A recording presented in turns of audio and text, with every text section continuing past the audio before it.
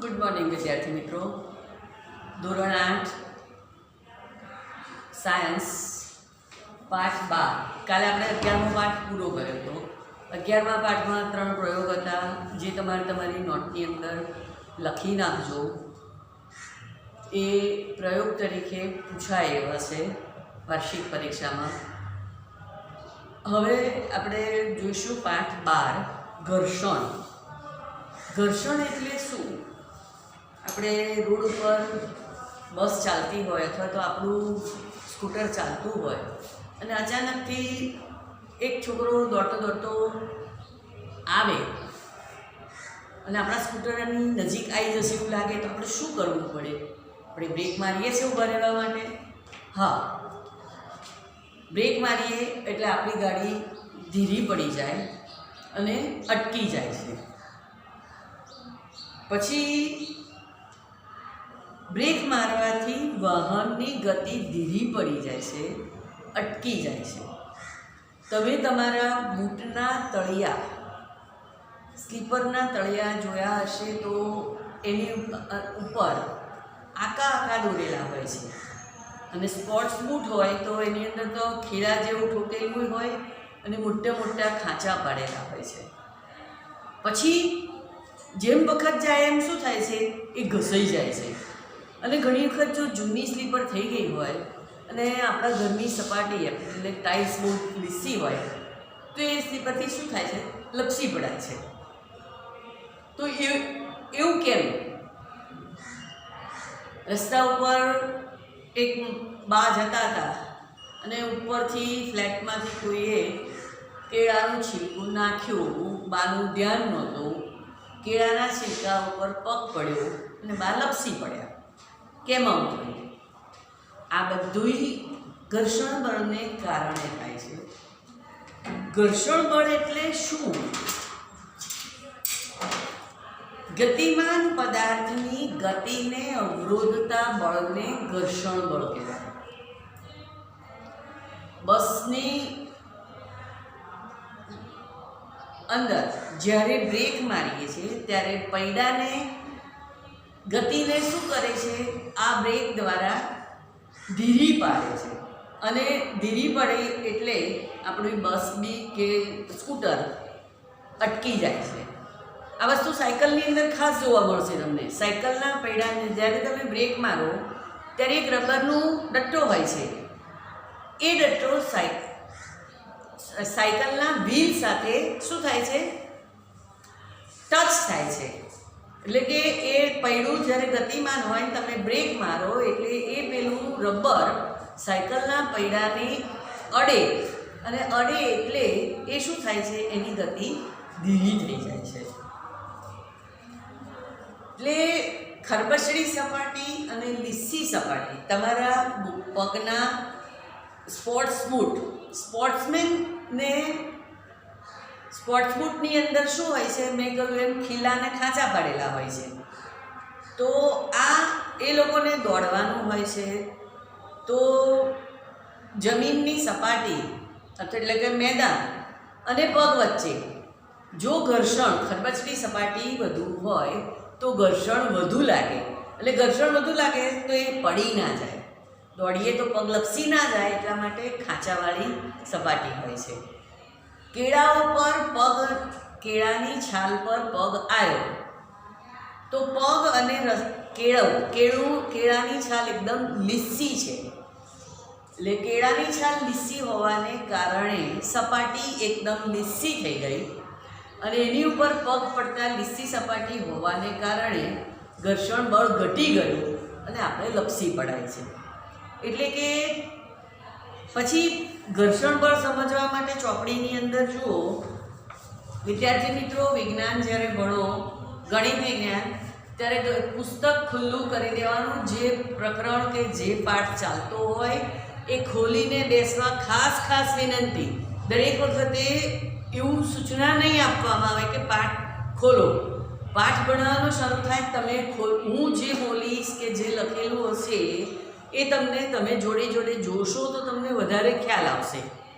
અને એટલા માટે ચોપડી ખુલ્લી રાખીને બેસો. એની અંદર પ્રવૃત્તિ 12.1 ઘર્ષણ બળ ટેબલ પર પડેલા પુસ્તકને ધીમેથી ધક્કો મારો. બરોબર છે? થોડું અંતર કાપીને સ્થિર થઈ જાય છે. એમને પુસ્તકને ધક્કો મારીએ તો જેટલો ધક્કો માર્યો હોય એટલું જ ખસે. બરોબર ને? હવે એની વિરુદ્ધ દિશામાં આપણે ધક્કો મારીએ તો શું થાય? તો પુસ્તક આ વખતે પણ સ્થિર થઈ જાય છે. એટલે પુસ્તકની ગતિનો વિરોધ કરે છે અને એ વિરોધ કરવા માટે કોઈ બળ લાગે છે અને એને શું કહેવામાં આવે છે? ઘર્ષણ બળ કહેવામાં આવે છે. તમે ડાબી બાજુથી બળ લગાડશો, જમણી બાજુથી પુસ્તક પર બળ લગાડશો તો એ એક જ સરખું લાગશે. ડાબી બાજુથી બળ લગાડશો તો ડાબી બાજુની ગતિમાં અવરોધ ઊભો થશે, જમણી બાજુથી બળ લગાડશો તો જમણી બાજુ થશે. એટલે કે પુસ્તકની ગતિનો વિરોધ કરે અને ઘર્ષણ બળ હંમેશા લગાડેલા બળનો વિરોધ કરે છે. સપાટી લીસી. ઘર્ષણ બળમાં એક વસ્તુ ખાસ યાદ રાખવાનું, જેમ સપાટી લીસી હોય તેમ ઘર્ષણ બળ ઓછું લાગે. બોર્ડ પર લખું છું, જેમ સપાટી લીસી તેમ ઘર્ષણ બળ ઓછું.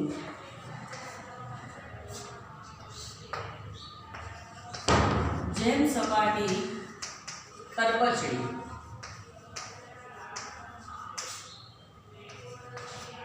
એટલે કે અનિયમિત તેમ ઘર્ષણ બળ વધુ. આ વસ્તુ ખાસ ઘર્ષણ બળ માટે યાદ રાખી લેવાની. જેમ સપાટી લીસી તેમ ઘર્ષણ બળ ઓછું થઈ જાય, જેમ સપાટી ખરબચડી એમ ઘર્ષણ બળ વધુ લાગે છે. હવે ઘર્ષણ બળને અસર કરતા પરિબળો. હવે એક ઈંટ લેવાની, એની ફરતે એક દોરી બાંધી દેવાની. હવે સ્પ્રિંગ કાંટાની મદદથી એને ખેંચવાનો પ્રયત્ન કરવાનો. તો એને માટે બળ લગાડવું પડશે. ઈંટ ગતિ કરવાની શરૂઆત કરે એટલે સ્પ્રિંગ કાંટાનો કાંટો ખેંચાશે. બરોબર છે? ઈંટની સપાટી અને ભોંયતળિયા વચ્ચે લાગતા ઘર્ષણ બળનું મૂલ્ય શોધવાનું છે. હવે ઈંટ પર પોલિથીનનો ટુકડો લપેટીએ અને એનું અવલોકન કરીએ તો સ્પ્રિંગ કાંટાના એમાં કોઈ ફેર પડે છે? ઈંટની ફરતે શણનો ટુકડો લગાવીએ તો દરેક જેમ સપાટી લીસી તેમ ઘર્ષણ બળ ઓછું, જેમ સપાટી ખરબચડી તેમ ઘર્ષણ બળ વધુ. બરોબર છે? એટલે પ્લાસ્ટિકની કોથળી લગાડીએ એટલે સપાટી લીસી થાય અને શણનો કોથળો લગાડીએ તો શણની કોથળાની સપાટી કેવી હોય? ખરબચડી હોય. સ્પ્રિંગ કાંટો એ વસ્તુ પર લાગતા બળનું માપન કરતું સાધન છે. સ્પ્રિંગ કાંટાની અંદર એક સ્પ્રિંગ એટલે કે કોઇલ હોય છે અને એને લોખંડની ફૂટપટ્ટી માપપટ્ટી ઉપર અંકિત કરેલું હોય છે અને જે તેના પર બળ લગાડવાથી આ સ્પ્રિંગનું પૂંછડું ખેંચાય છે અને ઉપર લગાવેલો જે અંકિત ઉપર એક પટ્ટી હોય એ સરકતા દર્શક પરથી એનું બળનું મૂલ્ય માપી શકાય છે. બરોબર છે?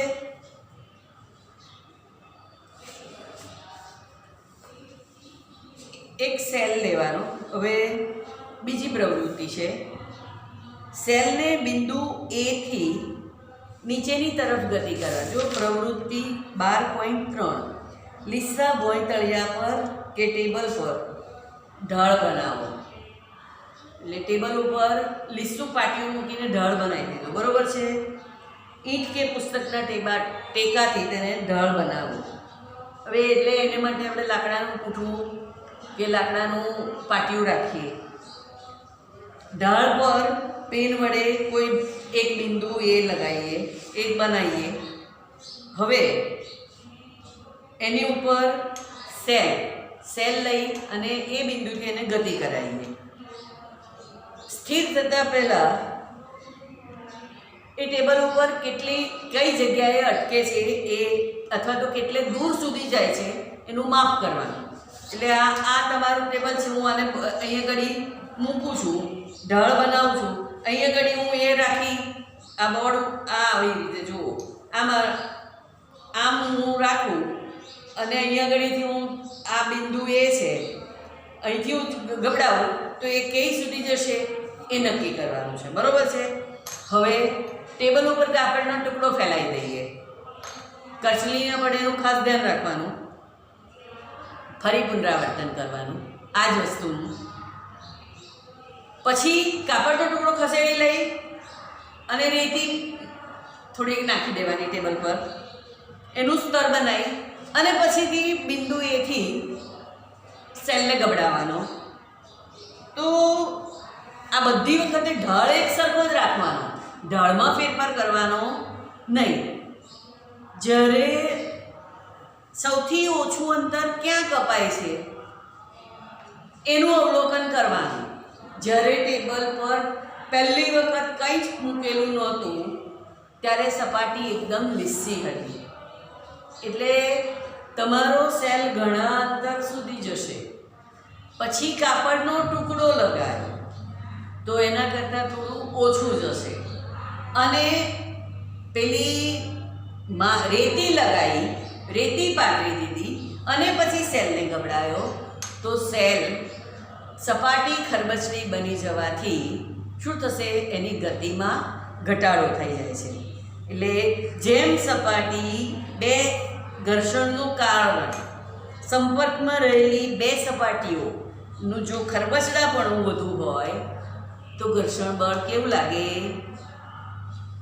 ઘર્ષણનું કારણ સંપર્કમાં રહેલી બે સપાટીઓનું ખરબચડાપણું છે. લીસી લાગતી સપાટીઓ પર મોટા પ્રમાણમાં આવી સૂક્ષ્મ અનિયમિતતા આવેલી હોય છે.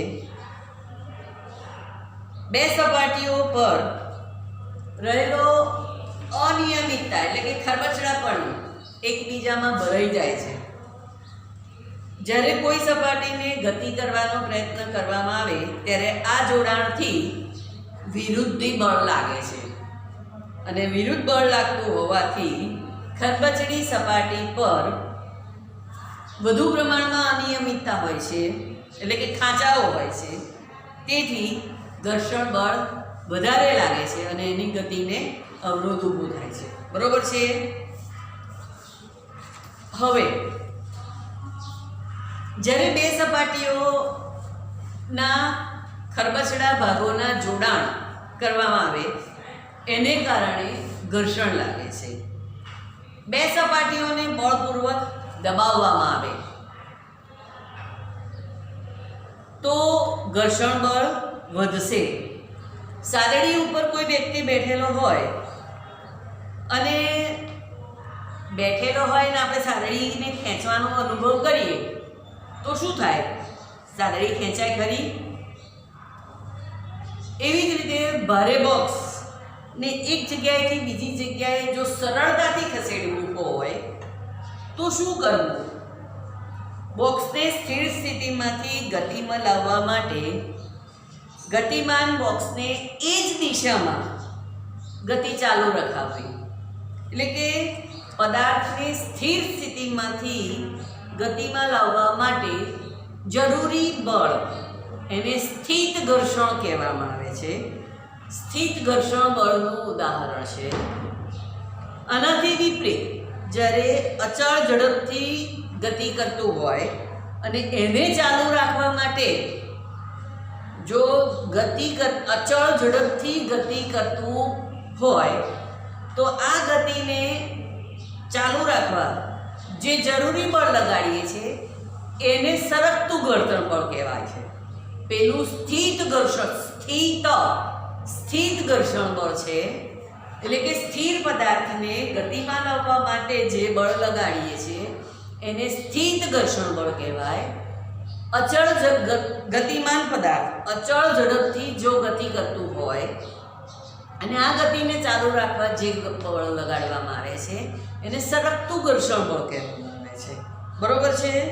સ્લાઇડિંગ ફ્રેક્શન અને પેલું સ્ટેટિક ફ્રેક્શન કહેવાય. સ્થિત ઘર્ષણ બળને સ્ટેટિક ફ્રેક્શન કહેવામાં આવે છે.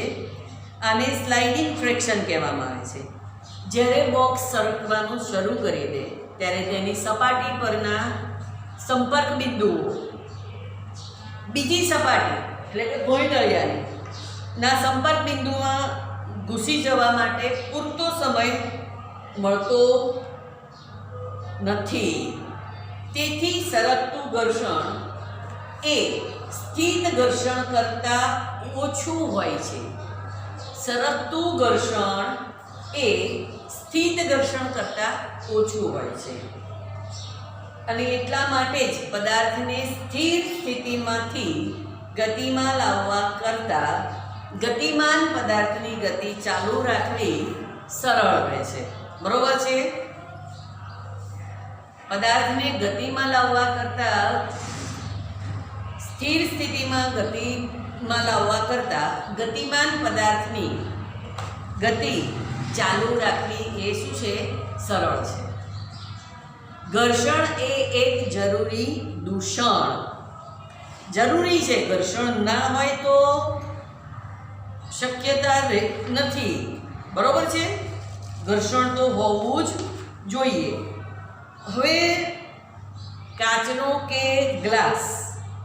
ગ્લાસ કે કુલડી એટલે કે માટીનો ઘડો જેને કહીએ છીએ તે કોને પકડવો સરળ પડે? કાચના ગ્લાસના બહારની સપાટી જો ચીકણી હોય તો હાથમાંથી શું થાય? લપસી પડે. હવે કાચના ગ્લાસ ઉપર રાંધવાનું તેલ કે ઘી લગાવી દો અને પછી પકડો. શું પકડવામાં સરળતા રહે? શેમાં પકડવું મુશ્કેલ બને? જો ઘર્ષણ ન હોય તો કાચના ગ્લાસને પકડી શકાય નહીં.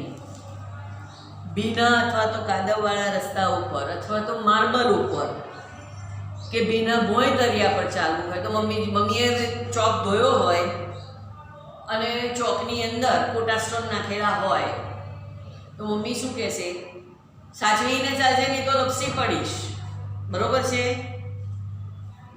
ભીની સપાટી છે એટલે ઘર્ષણ ચાલવા માટે વધારે જરૂર પડે. સપાટી લીસી તેમ ઘર્ષણ બળ ઓછું ને સપાટી ખરબચડી એમ ઘર્ષણ બળ વધુ. ભીની સપાટી હોય એટલે ઘર્ષણ બળ ઓછું થઈ જાય અને એટલા માટે આપણે લપસી પડીએ.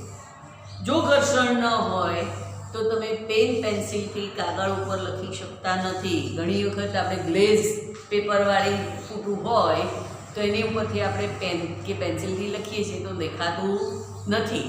આપણો સાદો કાગળ હોય તો લખી શકાય છે. જો રફ સપાટી હોય તો બોર્ડ ઉપર અમે લખી શકીએ ખરા? ના, સપાટી લીસી છે એટલે રફ સપાટી ચોકના કણોને શું કરે છે? ઉતારી દે છે, જે બ્લેકબોર્ડ પર ચોંટી જાય છે. જો ચોક અને બોર્ડ વચ્ચે ઘર્ષણ ન હોય તો આવું શક્ય બને? લખી શકાત ખરું? ના. જો કોઈ જ ઘર્ષણ ન હોય તો કોઈ વસ્તુ ગતિ શરૂ કરી દે તો રોકાશે નહીં. રસ્તા અને વાહનોના ટાયરો વચ્ચે ઘર્ષણ હોય છે, તેથી ટાયરો સરકી નથી જતા. જો ઘર્ષણ ન હોય રસ્તા અને ટાયરની સપાટી વચ્ચે તો વાહનની ગતિ શરૂ જ ના થઈ શકે અને શરૂ થયેલી હોય તો એને રોકી ના શકીએ અથવા તો એની ગતિની દિશામાં ફેરફાર ના કરી શકીએ. દિવાલમાં ખીલી ઠોકવી હોય તો ઘર્ષણ આપીએ છીએ તો જ દિવાલમાં ખીલી ઠોકી શકાય છે. ટાઈમાં ગાંઠ બાંધવી હોય તો ઘર્ષણની જરૂર પડે છે. ઘર્ષણ વગર કોઈ ઇમારત પણ બાંધી શકાય નહીં, એટલે બધી જગ્યાએ ઘર્ષણ જરૂરી છે. ઘર્ષણને જ કારણે બૂટ અને ચંપલના તળિયા ઘસાઈ જાય છે. આપણે ઘર્ષણ આપીને પહેરીને ચાલીએ છીએ એટલે આપણી સપાટ પગના તળિયાની સપાટી અને જમીનની સપાટી બેની વચ્ચે ઘર્ષણ ઉત્પન્ન થાય છે અને એટલે જમીન નથી ઘસાતી. શું ઘસાય છે? આપણા ઘૂંટના તળિયા ઝડપથી ઘસાઈ જાય છે. આનાથી વિપરીત ઘર્ષણ આ લાભકારક ઘર્ષણ થયું. હાનિકારક ઘર્ષણ પણ છે કેમ? આપણા બૂટના તળિયા ઘસાઈ નથી જતા, તો એ હાનિકારક નહીં, આપણે નવા બૂટ ના લાવવા પડે, તો એ હાનિ છે. પણ એ ઘસાય નહીં કે જો તળિયા લીસા જ હોય તો આપણે ચાલી પણ ના શકીએ, લપસી જવાય વારંવાર. અને એટલા માટે પગના બૂટના તળિયા કેવા હોય છે? ખરબચડા હોય છે. અને એ ખરબચડા હોવાને કારણે જમીન અને બૂટના તળિયાની વચ્ચે ઘર્ષણ લાગે છે, અને ઘર્ષણ લાગે છે એટલે આપણે સરળતાથી ચાલી શકીએ છીએ. પણ તળિયા ઘસાય છે, તળિયા ઘસાય છે અને લીસા બની જાય છે, એટલે પછી આપણે એને શું કરવા પડે છે? બદલવા પડે છે. બરોબર છે? સ્ક્રૂ બોલ બેરિંગ બૂટના સોલ જો ના હોય અથવા તો લીસા હોય તો શું થાય?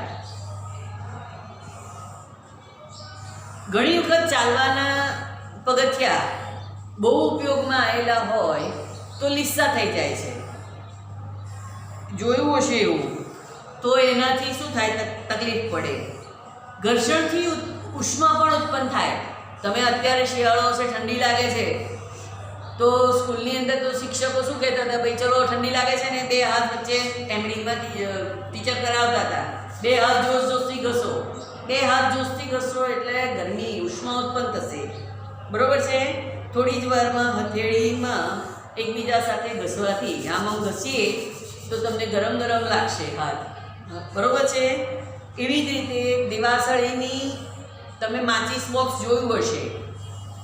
માચિસ બોક્સની અંદર સળીની ઉપર કાળા કલરનું કે બ્રાઉન કલરનું એક ટોચકું હોય છે, એ તો લીસું હોય છે.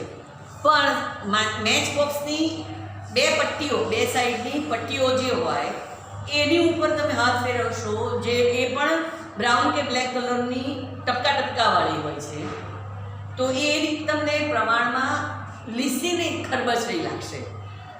એ દિવાસળીને જ્યારે આપણે મેચબોક્સ સાથે ઘસીએ છીએ તો એક સપાટી લીસી છે, એક ખરબચડી છે, અને પછી આપણે જ્યારે ઘસીએ છીએ એટલે એ ઘર્ષણને કારણે આગ પકડી લે છે.